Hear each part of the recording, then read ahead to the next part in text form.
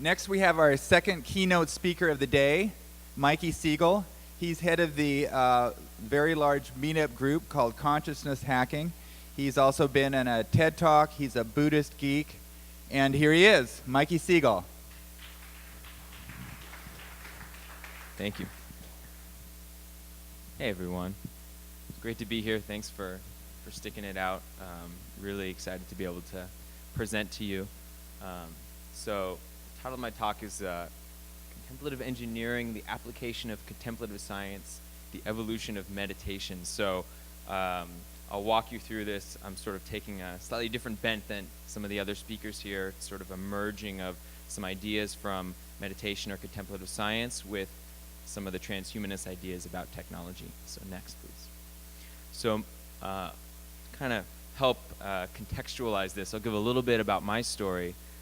My background's in robotics, actually, sort of this sci-fi segment of robotics. This is where I did my graduate work. And I was working at the intersection of humans and robots, these very specifically social robots. And I didn't realize it at the time, but actually this would directly lead into the work that I find myself doing today. Next, please.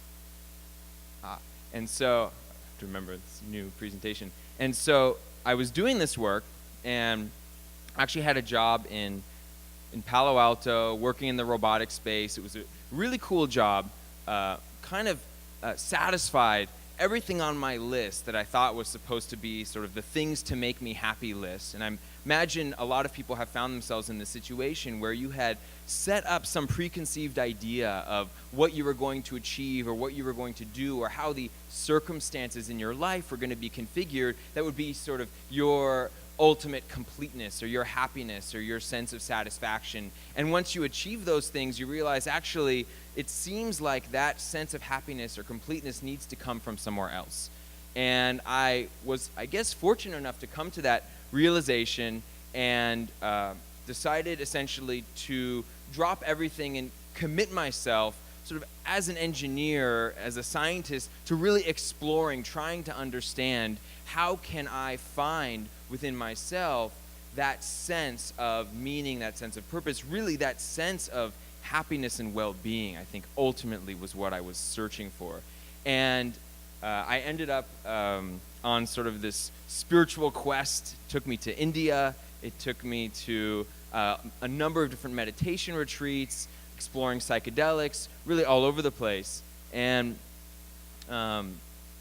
what I discovered next was actually when it crystallized. I was on a meditation retreat, one of a number that I've done.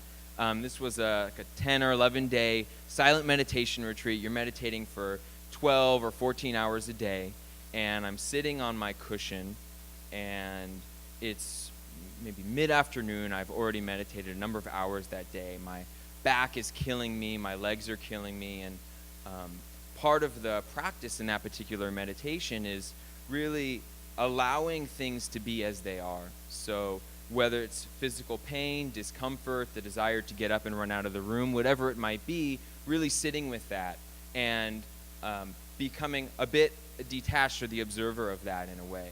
And it was in this meditation that something very distinctly shifted.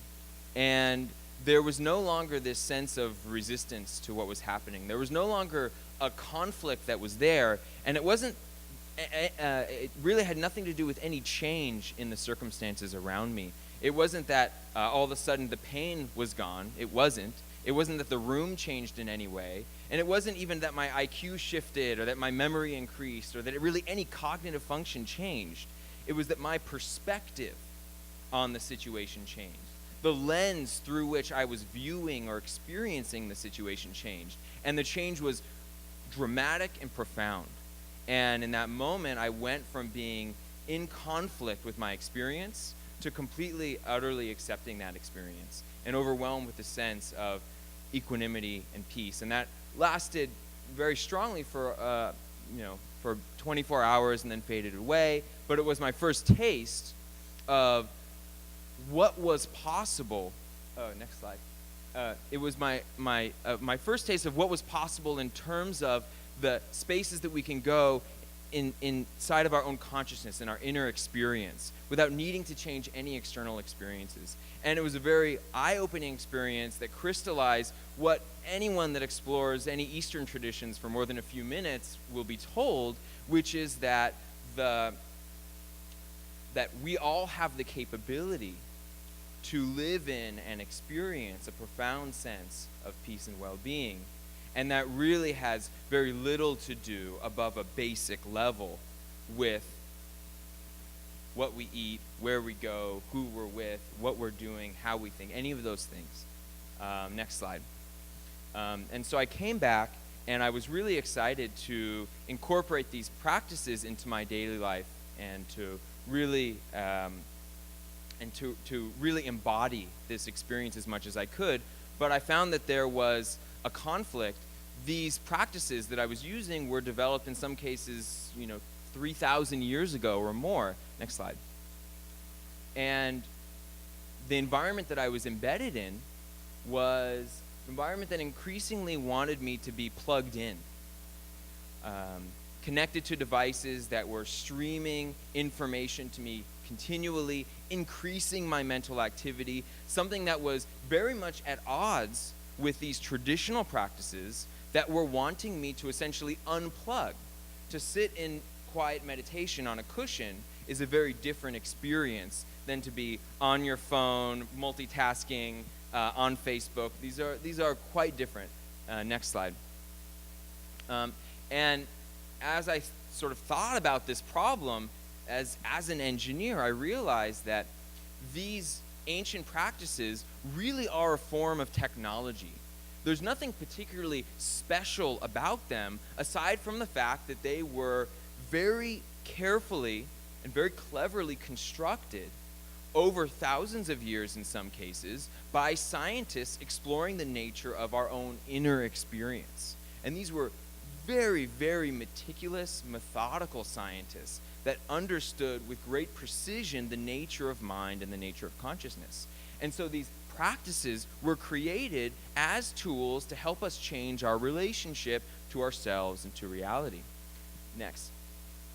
And so what dawned on me was something that has really driven me for the last 4 or 5 years, which was this clear vision that emerged that technology, modern technology, really was almost indistinguishable in principle from these ancient techniques, and that there was no reason why modern technology couldn't serve the exact same purpose.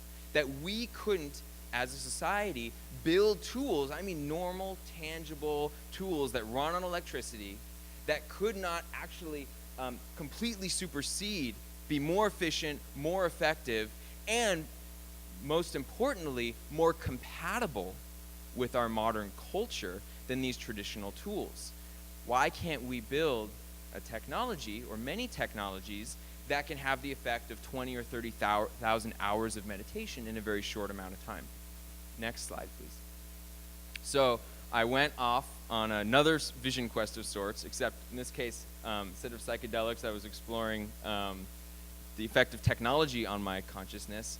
I did partly my own experiments, building devices, exploring what was out there, but most importantly, what I actually hoped to have done in a formal PhD program, but there's absolutely nothing, no one that even knew what I was talking about in terms of this space that I was wanting to go into. So I ended up essentially doing the equivalent of a PhD on my own with some researchers that I had found largely in Hong Kong, and figuring out the last 50 or 60 years of what had been done in this space, because there are people that have been exploring this in one capacity or another, and building up a concrete understanding of the space of technology and what could be used to shift human experience in the way that I'm talking about next. So in that process, worked with a number of really incredible people. There are surprisingly few, actually, people that are directly pursuing this avenue. It's somewhat of an unusual thing, although I have the sense that that is about to change. Next. So after this sort of research phase, I really dug into my own experimentation, getting back to my roots as an engineer, where really my focus was on prototyping and actually building tangible things, and started exploring and building my own devices.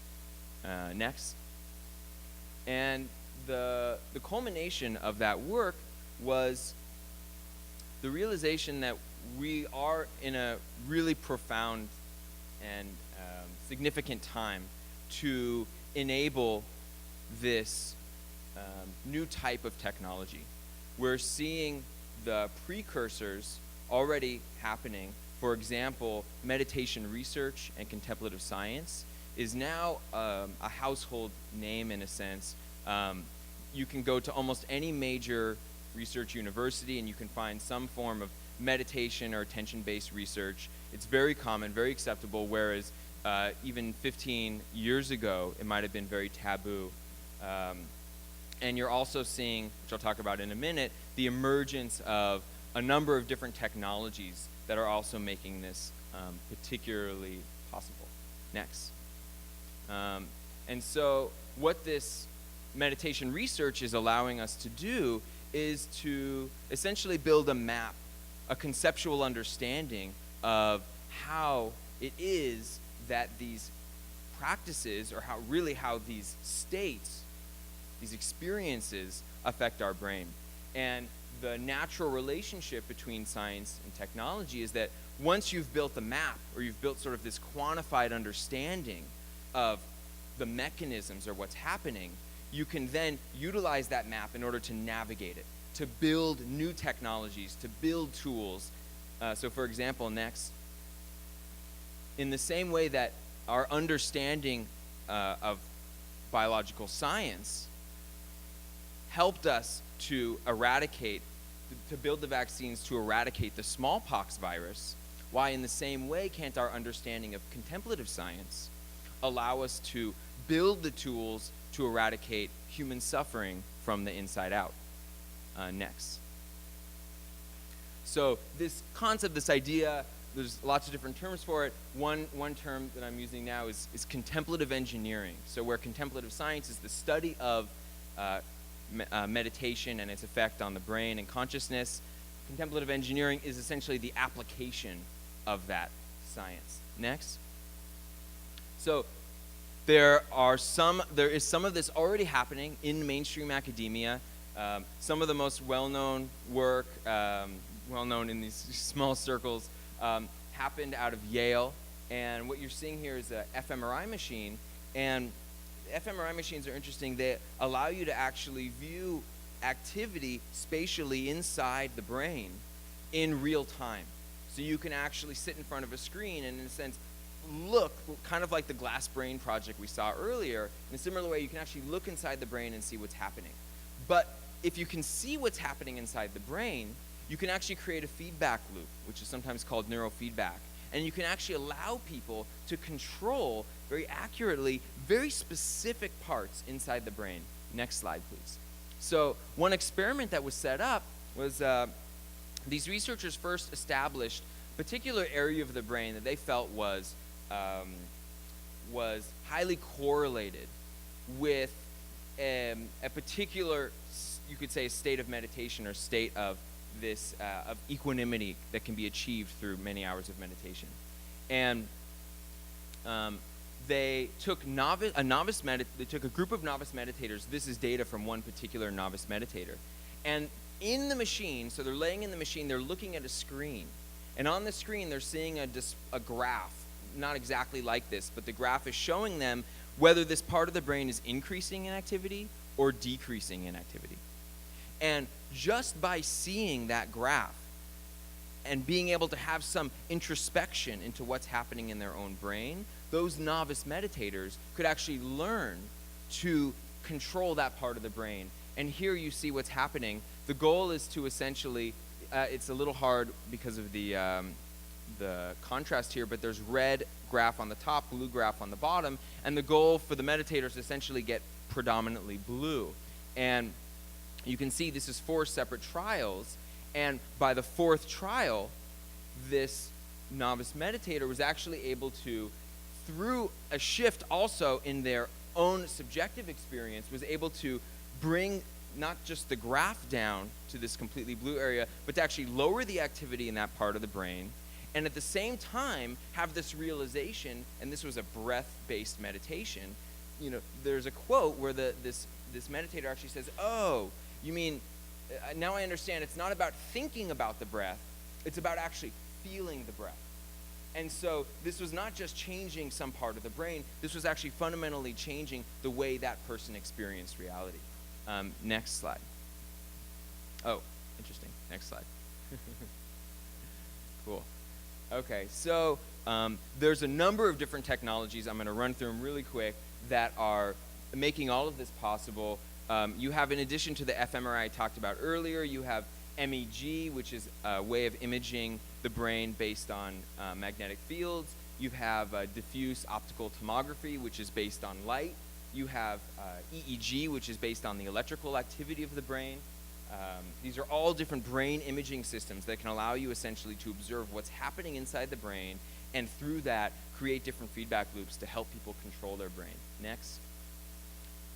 You also have a number of different brain stimulation technologies where instead of creating a feedback loop, you're actually directly stimulating what's happening inside the brain. You have magnetic stimulation of the brain, you have ultrasound stimulation of the brain, you even have electrical stimulation of the brain, and others as well. Next slide. So the interesting thing is it's not just this this pattern of the West adopting the ideas of the East. You see the reverse trend happening as well. The next slide.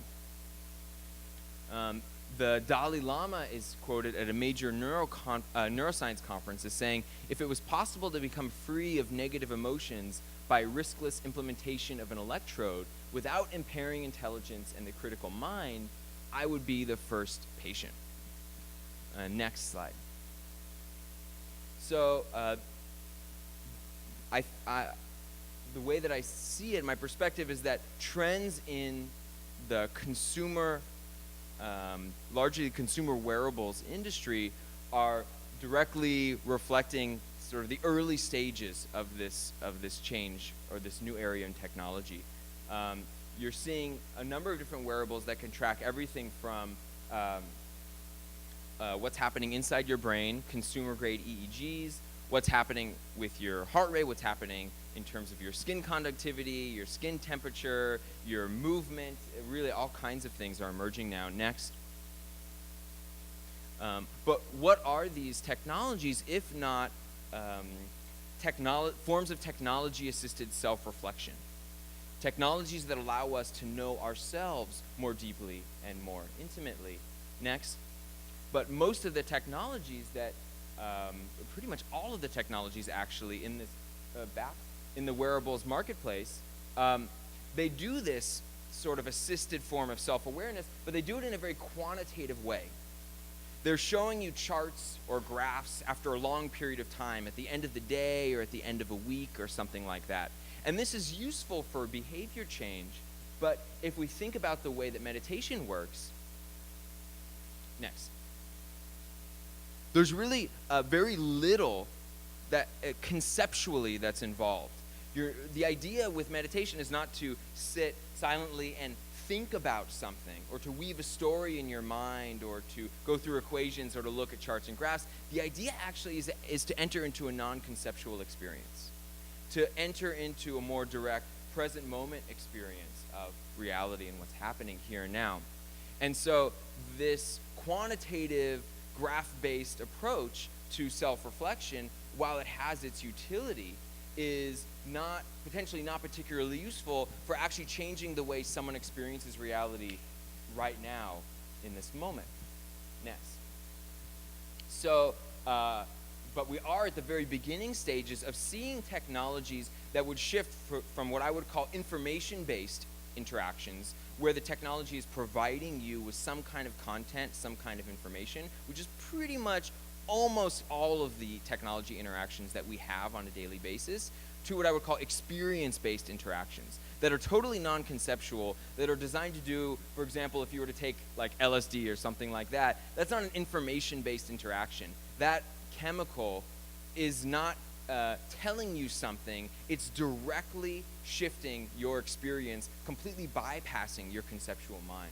So some examples of this, for example, are Focus, which is the first consumer TDCS device, which is essentially a very small electrical current running through your brain. There's another company which is emerging called Think, which is doing something similar. Me testing one of their devices. There are a number of companies that are coming out with consumer-grade EEGs, but one of them called Interaxon has a product called Muse, and they have an app which is a really well-done meditation feedback app that isn't just playing calming music or walking you through a guided meditation, but is directly measuring what's happening on the brain through a second-generation consumer EEG, which is actually decent, and then using that to play, to create sounds that are designed to directly shift and guide not just your neural state, but actually guide you deeper into meditation. Another example is a product that's been around for a while. It's called the HeartMath M-Wave 2, and this is more based on data from the heart. And again, the idea is it's actually measuring your heart and certain aspects of your heart rate variability, or how your heart rate changes over time. And by measuring this, it can actually understand, in a sense, stress. And it plays sounds and shows you a certain guided breath visualization that's in a closed loop, constantly feeding back based on your heart rhythm in order to optimally guide you to reduced stress. None of these have any graphs. Oh, there's a graph in that. In their primary interaction, none of them have any graphs. None of them have any updates, text messages, content, anything like that. It's all designed to shift your experience right now in this moment. Next. So I've also done my own work in this space. This is a project called HeartSync. It's actually going to be a permanent exhibit at the Tech Museum in San Jose. And it's a project designed to synchronize up to 6 people's heart rhythm together through a shared breath meditation. And so it works with, actually even works better with like 9-year-olds and 10-year-olds. And you sit a group of people down, you put special sensors on them, and there's both a visualization that everyone is looking at, and there's also sort of a soundscape that everyone is immersed in. And by looking at the visuals and hearing the sound, the entire group can basically be guided into this synchronized rhythmic heart state, which is not only a way for the entire group to essentially become biologically synchronized, but it's actually a very calming, relaxing state for the body to be in. Next.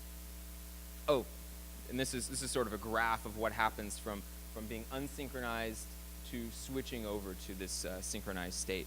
Next. And you can try this video. I'm a little skeptical that it will work. But can you, is there a way to click play on that video? Did it show up? It's okay if it doesn't work.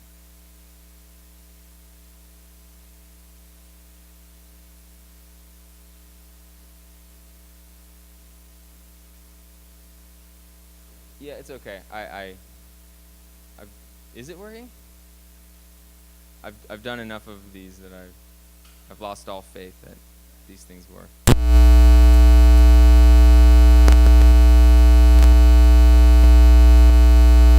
Call that improvement, or it's okay. We can skip it. It's totally fine. You can imagine the beauty of multiple people's hearts synchronizing together. It's quite amazing. Okay, so next.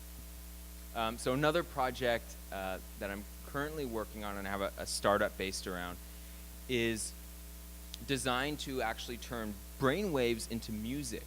And the idea is that on one hand, you'd have a deeply engaging and entertaining experience where you're actually experiencing constantly changing, constantly generative and totally unique music in each moment based on your brain waves. And this is not sort of esoteric or weird, edgy music, but this is really designed to be mainstream, accessible music in a variety of genres. But on the other hand, the music is deeply functional. And it's based on, ultimately, tens of thousands of hours of understanding in a deep way the relationship between music and brain waves. And so by having tens of thousands of hours of this data, you can begin to build a really meaningful model of music, which is really a form of brain stimulation, and thinking of that like you'd think of electricity or something like that, where the music itself, if your model is good enough, can be constructed in real time in order to optimally shift neural function. And so this is happening through music, and it's something that you can listen to while you're driving, while you're working to help you focus, when you get home from work to help you relax. And it's essentially music which is in a very deep way designed to shift your experience in the way that your brain is working. Next. So kind of wrapping up, if we think about, needless to say, I don't need to convince anyone here, we're all excited about the unfathomable, incredible, amazing things that scientific progress has brought us, and but we can think about science as for the most part pointing out there, in the sense that we're increasingly looking at phenomena distant from ourselves. So whether that's on a macro scale, looking as far out into the galaxy as we can possibly see, or it's on a micro scale, building huge particle accelerators to understand subatomic particles that are increasingly smaller. All of that is pointing in this direction. I think we can ask the question, can we imagine that turning 180 degrees? Can we imagine a revolution in science where we actually dedicate ourselves to not just exploring outer space, but exploring inner space? Next slide. And so I wonder, perhaps, is that the next great scientific frontier, the commitment to exploring human consciousness? So thank you very much.